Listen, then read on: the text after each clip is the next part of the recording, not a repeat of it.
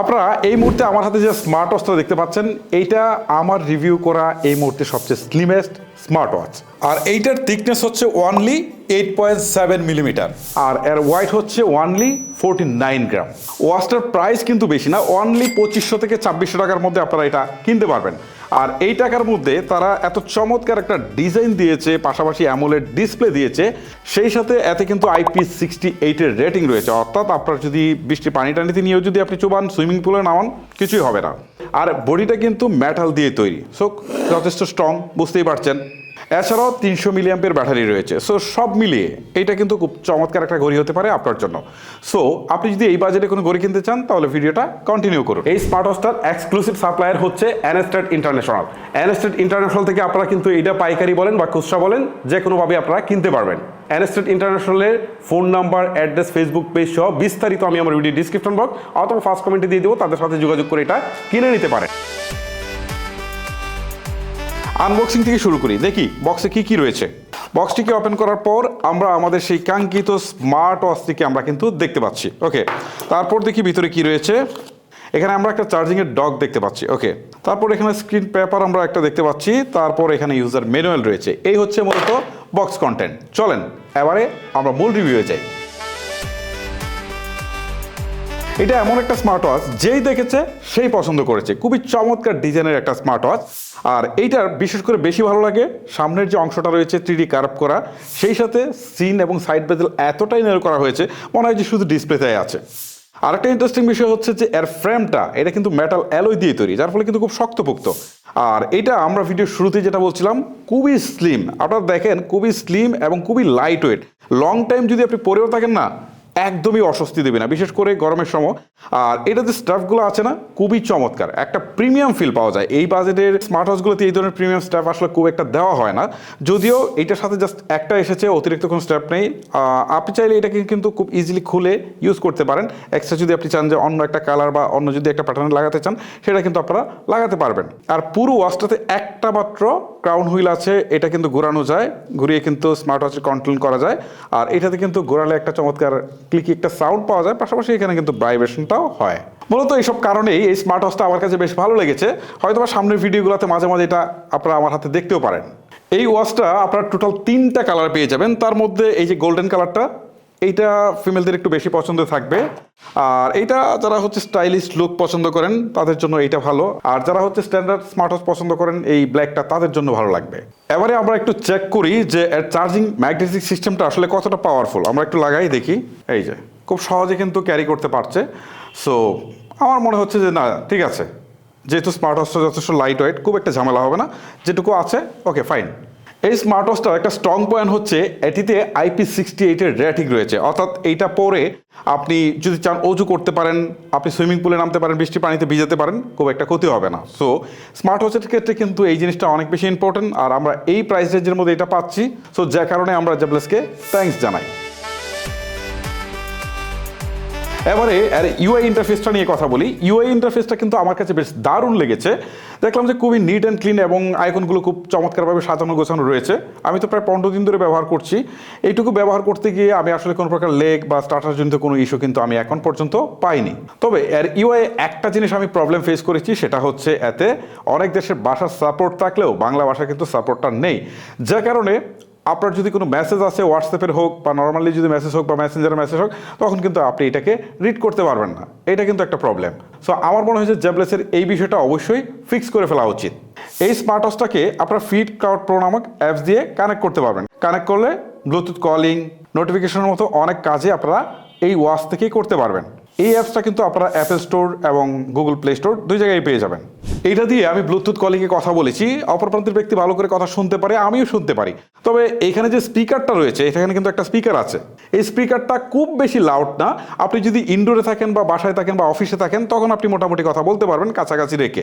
But আপনি যখন আউটডোরে চলে যাবেন, তখন আসলে খুব একটা কথা বলা যায় না, বিশেষ করে একটু যদি নয়েজ বেশি থাকে, তখন আসলে এটা ব্যবহারের উপযুক্ত থাকে না।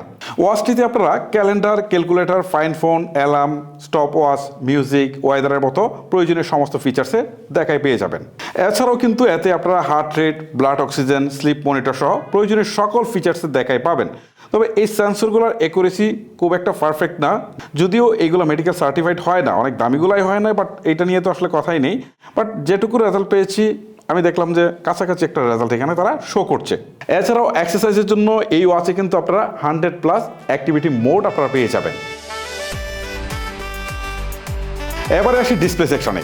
এই ওয়াচটিতে 1.94 ইঞ্চির একটি এইচডি ডিসপ্লে দেওয়া হয়েছে, যার রেজুলেশন হচ্ছে 466x466 পিক্সেল, যার পিপিআই ডেন্সিটি হচ্ছে 391।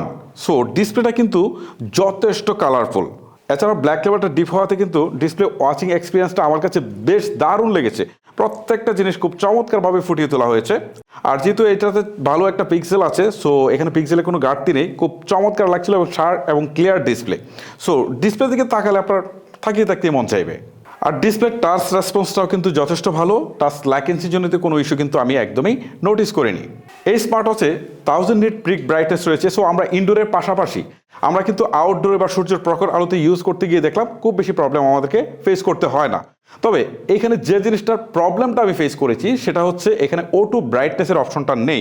অর্থাৎ আপনি যে ব্রাইটনেসটা সেট করে রাখবেন সেটা ইনডোর থেকে আউটডোরে গেলে একই পাবেন।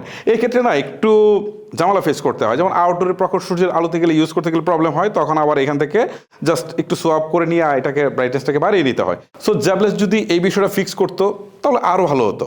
অ্যামোলেড ডিসপ্লে সুবাদে আপনারা এতে কিন্তু অলওয়েজ অন ডিসপ্লে ফিচারটা পেয়ে যাচ্ছেন, যেখানে একটা অ্যানালগ মোড, একটা হচ্ছে ডিজিটাল মোড, দুইটা আপনারা পেয়ে যাচ্ছেন।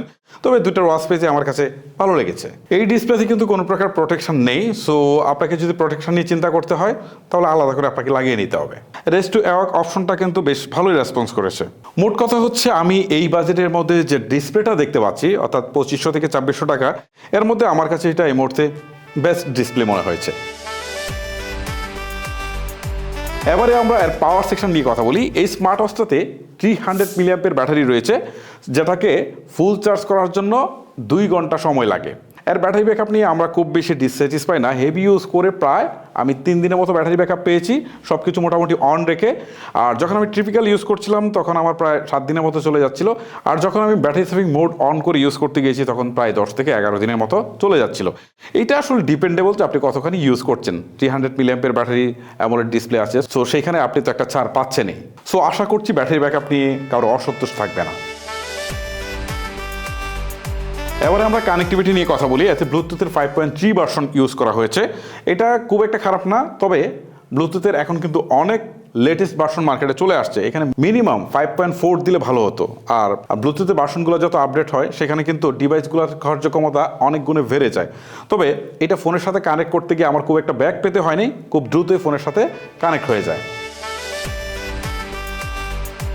সো গাইস, আমরা কিন্তু দেখতে দেখতে একদম ভিডিও শেষ প্রান্তে চলে এসেছি। এবারে আসলে আর কিছু ভালো মন্দ বিষয় নিয়ে কথা বলি, তারপর ফাইনাল ডিসিশনটা বলি যে আসলে এই বাজেটে এটা আসলে কেমন হলো। আমার কাছে মনে হয়েছে যে এখানে মেজর কোনো ল্যাকেন্স নাই এই স্মার্ট ওয়াচটাতে। মানে 2500 বা 2600 টাকা স্মার্ট ওয়াচ হিসেবে এখানে মেজর কোনো কিছুই ধরতে পারছি না। তবে যে কয়েকটা বিষয় আমার কাছে মনে হয়েছে যে আরেকটু ইমপ্রুভমেন্টের জায়গা ছিল। তার মধ্যে হচ্ছে বাংলা সাপোর্ট। জাস্ট এটা একটা সফটওয়্যারের ব্যাপার, একটা বাংলা সাপোর্ট দিলেই হতো। তারপর আমার কাছে মনে হয়েছে যে O2 ব্রাইটনেসটা থাকলে ভালো হতো। দেন আমার কাছে মনে হয়েছে যে ব্লুটুথের আরেকটা লেটেস্ট ভার্সন অন্তত 5.4টা দিলে ভালো হতো। এখন বলি যে যে জিনিসটার জন্য এই স্মার্ট ওয়াচটা আপনারা কিনতে পারেন বা এটার ভালো দিক বা স্ট্রং পয়েন্ট, প্রথমত হচ্ছে এটার ডিজাইন। খুবই চমৎকার এবং মিনিমালিস্টিক একটা ডিজাইন, খুবই লাইট ওয়েট একটা স্মার্ট ওয়াচ। এই দিক থেকে আপনার দেখলেই পছন্দ হবে এরকম একটা জিনিস। তারপর এটাতে কিন্তু ভালো একটা রেটিং আছে, IP68 এর রেটিং রয়েছে। সো এই জায়গাটায় কিন্তু একটা প্লাস পয়েন্ট রয়েছে, একটা অ্যামোলেড ডিসপ্লে রয়েছে। সেই সাথে বিল কোয়ালিটিটাও কিন্তু যথেষ্ট স্ট্রং। আর 300 মিলিঅ্যাম্পের ব্যাটারি থেকেও আপনি যথেষ্ট ভালো ব্যাটারি ব্যাকআপ পাবেন। সো সব মিলিয়ে এইটা আসলে এই 2500 টাকা বাজেটের মধ্যে যে কাউকে চোখ বন্ধ করে সাজেস্ট করার মতো একটা স্মার্ট ওয়াচ। সো আপনি যদি চিন্তা করেন যে এই বাজেটে একটা স্মার্ট ওয়াচ কিনবেন, তাহলে আমি নির্দ্বিধায় এটাকে আপনাকে সাজেস্ট করতে পারি। গাইজ, ভিডিওটা লেন্দি করছি না, এখানে শেষ করছি। বিদায় নিচ্ছি আপনাদের কাছ থেকে। আমি হিমেল। দেখা হচ্ছে নতুন কোনো ভিডিওতে। আল্লাহ হাফেজ।